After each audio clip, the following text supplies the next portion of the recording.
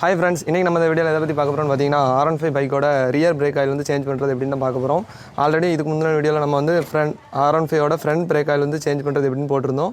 இப்போவும் அதே மாதிரி தான் ரியர் வரும். சின்ன சின்ன டிஃபரண்ட் தான் இருக்கும். அதனால நம்ம வந்து இப்போ ரியர் பிரேக் மாத்துறது எப்படின்னு பார்த்துருவோம். இதுக்கு என்னென்ன டூல்ஸ்லாம் தேவைப்படும் பாத்தீங்கன்னா ஒரு 8 நம்பர் ரிங்ஸ் தேவைப்படும். அப்புறம் வந்து ஒரு ஸ்க்ரூ டிரைவர் தேவைப்படும். அடுத்து ஒரு சின்னதா ஒரு 10 ml இல்லனா 20 ml சிரஞ்சு வச்சுக்கோங்க.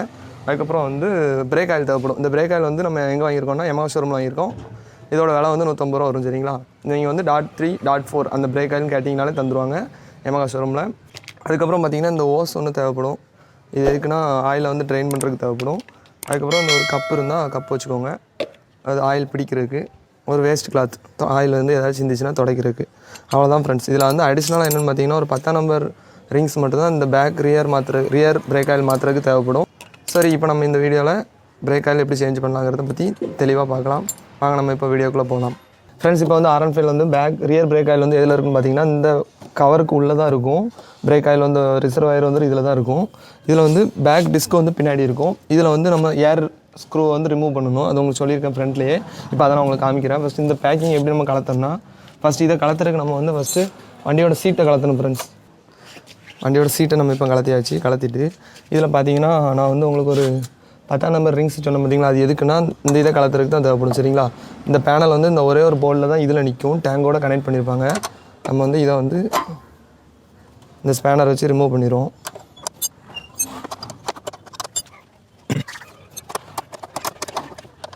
ஃப்ரெண்ட்ஸ், இந்த போல்ட்டை ரிமூவ் பண்ணதுக்கப்புறம் என்னென்னு பார்த்தீங்கன்னா அடுத்து வந்து ஸ்க்ரூ டிரைவர் எடுத்துங்க. ஸ்க்ரூ டிரைவரில் வந்து நம்ம என்ன தேவைப்படும், ஸ்டார் தான் தேவைப்படும். ஸ்டார் வந்து என்னென்னு பார்த்தீங்கன்னா இந்த கீழே ஒரு ஸ்க்ரூ இருக்கும். நல்லா பார்த்தீங்கன்னா இந்த வந்து இந்த கால் வைக்கிற இடத்துக்கு முன்னே ஒரு ஸ்க்ரூ இருக்கும். இந்த ஸ்க்ரூவை தான் ரிமூவ் பண்ணணும். அவ்வளோதான். 2 த்ரெட்டில் தான் நிற்கும். ஈஸியாக ரிமூவ் பண்ணிடலாம். இந்த ஸ்க்ரூ பார்த்தீங்கன்னா இந்த மாதிரி தான் இருக்கும். அதுக்கப்புறம் இந்த பேனல் வந்து நீங்கள் என்ன பண்ணணும்னா ஈஸியாக கலத்திடலாம். எப்படின்னு பார்த்தீங்கன்னா இப்போ ஒரு ப்ரெஸ்ஸிங் லாக் மட்டும் இந்த இடத்துல இருக்கும். நீங்கள் பேனல் இப்படி கையை அடியில் பிடிச்சிட்டு லைட்டாக கீழ் நோக்கி இழுத்துக்கோங்க. இழுத்துக்கிட்டு அவ்வளோதான். இப்படி தூக்குனீங்கன்னா ஈஸியாக அந்த பேனல் கலந்து வந்துடும். கலந்து வந்ததுக்கப்புறம் அந்த பேனலை ஒரு ஓரமாக வச்சுக்கோங்க. இப்போ பார்த்தீங்கன்னா இதில் தான் நமக்கு அந்த ரிசர்வாயர் டேங்க் இருக்குது. என்ன பண்ணுறீங்கன்னா இதில் வந்து ஸ்க்ரூ டிரைவரை போட்டு இந்த ரிசர்வாயர் கேப்பை கலத்திட வேண்டியதான். ஃப்ரெண்ட்ஸ், இதில் பார்த்தீங்கன்னா இந்த ரிசர்வாயரை இதிலே வச்சுட்டு நமக்கு மாற்றுறது ரொம்ப கஷ்டமாக இருக்கும். அதனால் நம்ம ஃபஸ்ட்டு வந்து இந்த இதை ரிமூவ் பண்ணிடுவோம். இந்த ரிசர்வாயர் வந்து இந்த ஒரே ஒரு 10 நம்பர் போல்ட்டில் தான் நிற்குதும். அதை நம்ம இப்போ கலத்திடலாம். கலத்திட்டிங்கன்னா இந்த மாதிரி வந்துடும். அதை ஒரு இப்படி பிடிச்சிக்கோங்க. இதுக்கப்புறம் நீங்கள் இந்த ஸ்டார் ஸ்க்ரூ வச்சு இந்த கேப்பை மறுபடியும் ரிமூவ் பண்ணிடுங்க. ரிமூவ் பண்ணிவிட்டு இதை மேலே நோக்கி இப்படி தூக்கிடுங்க ஃப்ரெண்ட்ஸ். ஃபுல்லாக இது ரிமூவ் ஆகி வராது. இந்த மாதிரி தான் வரும். வந்ததுக்கப்புறம் என்ன பண்ணணும்னா நீங்கள் இதை கலத்தி பார்த்தீங்கன்னா உங்களுக்கு ஈஸியாக கலந்துரும். அவ்வளோதான். இதுக்கப்புறம் இது தனியாக வந்துடும். வந்ததுக்கப்புறம் இதை நீங்கள் வந்து நான் உங்களுக்கு ஃபஸ்ட்டே சொல்லியிருக்கேன், R15 வந்து சீட்டு கீழே வந்து ஸ்பேர் வைக்கிறதுக்கு இடம் இருக்கும். அதனால் அதில் வச்சுட்டு இது இந்த மாதிரி இருக்குது பார்த்தீங்களா. இப்போ இது என்ன பண்ணுறீங்கன்னா இதை பழைய மாதிரி இதில் மாட்டிடுங்க. ஃப்ரெண்ட்ஸ், பிரேக் ஆயில் மாற்றுற இடம் மோஸ்ட்லி வந்து டஸ்ட்டாக இல்லாத இடமா இருந்து பார்த்து மாற்றுங்க. அப்படின்னா தான் உங்களுக்கு ரிசர்வாயர் டேங்க்குள்ளே டஸ்ட் எதுவும் போகாது. ஃபுல் டைட் வைக்கணும்னு அவசியம் இல்லை. பேருக்கு ஒரு 4-5 த்ரெட்டு மட்டும் வச்சா போதும். இப்போ என்ன பண்ணணும் பார்த்தீங்கன்னா ஃப்ரண்ட் டிஸ்க் பிரேக்கில் உள்ள ஏர் ஸ்க்ரூ வந்து ரிமூவ் பண்ணி இந்த ஓஸ் அதில் மாட்டிடுவோம். ஃப்ரெண்ட்ஸ், இதுதான் வந்து ஏர் ஸ்க்ரூ ரியர் பிரேக்குக்கு. இதை வந்து இந்த கேப்பை ஃபஸ்ட்டு ஓப்பன் பண்ணிடலாம். நம்ம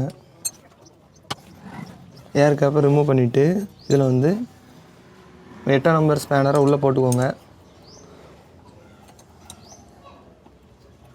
போட்டுட்டு இந்த டியூப்பை வந்து மேலே மாட்டி வச்சுக்கோங்க.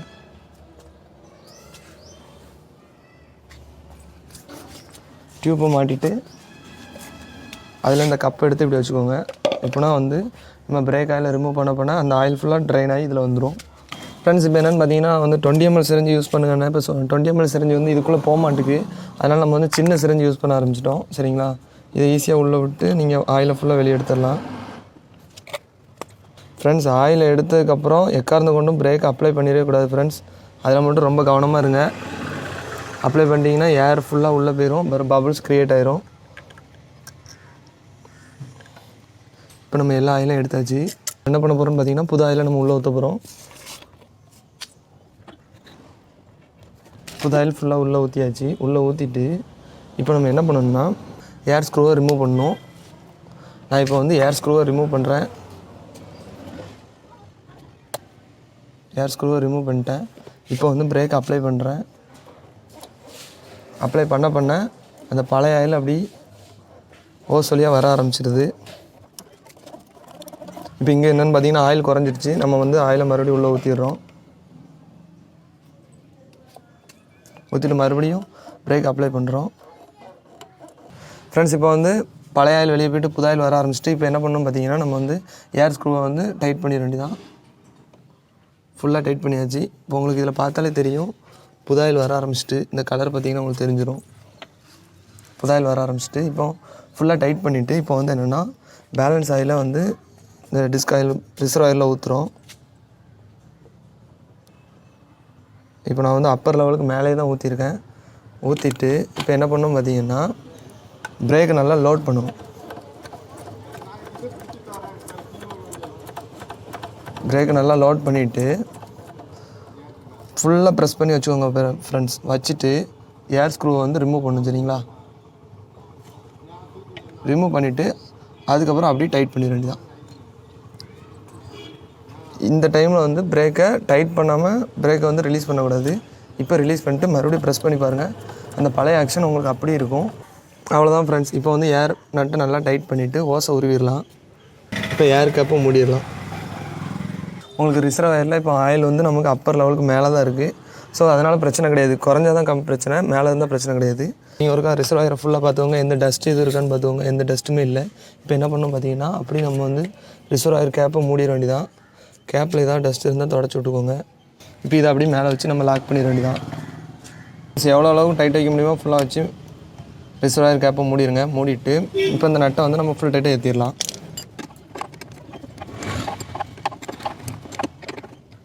ஃப்ரெண்ட்ஸ், ஃபுல் டைட் வச்சாச்சு. வச்சுட்டு இதில் சிந்தின ஆயில் எதுவும் இருந்துச்சுன்னா அதை தொடச்சி விட்ருங்க. அவ்வளோதான் ஃப்ரெண்ட்ஸ். பிரேக் ஆக்ஷன் எல்லாம் நல்லாயிருக்கு. நம்ம தெளிவாக மாற்றியாச்சு. இப்போ அடுத்து என்ன பண்ணணும் பார்த்தீங்கன்னா நம்ம அந்த கவரை போட்டு மூட வேண்டியதான். இந்த ஃப்ரெண்ட்ஸ், இந்த கவரை மூடுறது ரொம்ப ஈஸியான மெத்தட் தான். நீங்கள் ரொம்ப ஒன்றுமே இல்லை. ஃபஸ்ட்டு வந்து இந்த கவரை இப்படி பிடிச்சிட்டு கீழ் நோக்கி தள்ளுங்க. மேலே கீழ் நோக்கி இந்த பொசிஷனில் மேலே தள்ளி ஃபஸ்ட்டு வந்து இந்த கேப்புக்குள்ளே இந்த ப்ரொவிஷன் உள்ளே போகிற மாதிரி தள்ளுங்க. தள்ளி உள்ளே போனதுக்கப்புறம்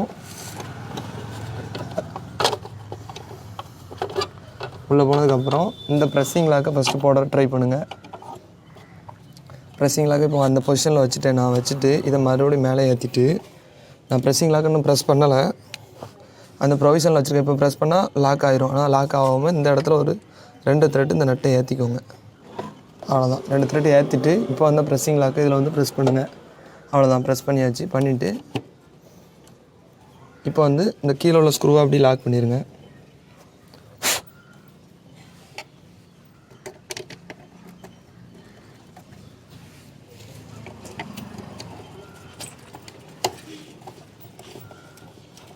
கீழே ஸ்க்ரூவை ஃபுல்லாக டைட் ஏற்றிட்டு இதுக்கப்புறம் இந்த ஸ்பேனரை ஃபுல் டைட் வச்சிங்கன்னா போதும்.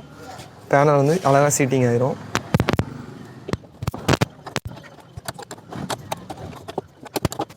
பேனல் எப்போவுமே ஃபுல் டைட் வச்சுருங்க ஃப்ரெண்ட்ஸ். இல்லைனா உங்களுக்கு வந்து வண்டி ஸ்பீடு போகும்போது வைப்ரேஷன் சவுண்டு உங்களுக்கு கேட்க ஆரம்பிக்கும். ஸோ அதனால் ஃபுல் டைட் எவ்வளோ தூரம் உண்டு. ரொம்ப டைட் வச்சிங்கன்னா அந்த இடம் உடஞ்சிரும். அதனால் அதை கனெக்ட் பண்ணி நீங்கள் டைட் வைக்கணும். ஃப்ரெண்ட்ஸ், இந்த வீடியோ கடைசி வரைக்கும் பார்த்ததுக்கு நன்றி. இந்த வீடியோ உங்களுக்கு யூஸ்ஃபுல்லாக இருந்திருக்கும்னு நினைக்கிறேன். இவ்வளோ தான் ஃப்ரெண்ட்ஸ். இந்த சிம்பிள் மெத்தட் தான் R15 பைக்குக்கு வந்து ரியர் பிரேக் ஆயில் சேஞ்ச் பண்ணுறது, ஃப்ரண்ட் பிரேக் ஆயில் சேஞ்ச் பண்ணுறது எல்லாமே சிம்பிள் மெத்தட் தான். நீங்களே வீட்டிலேருந்து ட்ரை பண்ணலாம். நான் எனக்கு தெரிஞ்ச மாதிரி உங்களுக்கு எக்ஸ்பிளைன் பண்ணி காமிச்சிட்டேன். இதே மாதிரி நீங்கள் ட்ரை பண்ணுங்கள். எப்போவுமே ட்ரை பண்ணும்போது பதறாமல் நீட்டாக நீங்களே ட்ரை பண்ணுங்கள். ஈஸியாக பண்ணிடலாம். ஃபஸ்ட்டு உங்களுக்கு கொஞ்சம் குழப்பன மாதிரி இருக்கும். அதுக்கப்புறம் பண்ண உங்களுக்கு ஈஸியாயிரும். 3 இயர்ஸ் ஒருக்காக தான் நான் சேஞ்ச் பண்ணுறேன். பட் இருந்து 1 இயர்க்கு ஒருக்காக நீங்கள் சேஞ்ச் பண்ணலாம். உங்கள் பிரேக் பெர்ஃபார்மன்ஸ் தான் நல்லாயிருக்கும். ஸோ அதனால் நீங்கள் உங்கள் பைக்கை நீங்களே மெயின்டைன் பண்ணால் நீங்களே தான் கேர் பண்ணி உங்கள் பைக்கை வந்து மெயின்டைன் பண்ணி ஆகணும். அப்படின்னா தான் உங்கள் பைக்கோட பெர்ஃபார்மன்ஸ் கடைசி வரைக்கும் அப்படியே இருக்கும். வீடியோ வந்து உங்களுக்கு பிரோஜனமாக இருக்கும்னு நினைக்கிறேன். அடுத்த ஒரு நல்ல வீடியோவில் உங்களை மீட் பண்ணும் வரை உங்களிடம் விடைபெறுகிறேன். பாய் பாய்.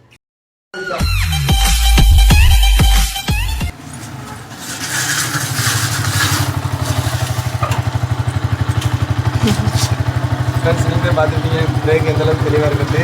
இப்போ இதில் நினைச்சிருக்குன்னா நம்ம பிரேக் ஆயில் வந்து கரெக்டான மெத்தடில் மாற்றிருக்கோம். ஸோ இது போல் நீங்களும் உங்கள் பைக்கு நீங்களே மாற்றி உங்கள் பைக்கோட கேலிபரையும் டிஸ்கையும் வந்து பாதுகாத்துக்கோங்க. பாய் பாய். நெக்ஸ்ட்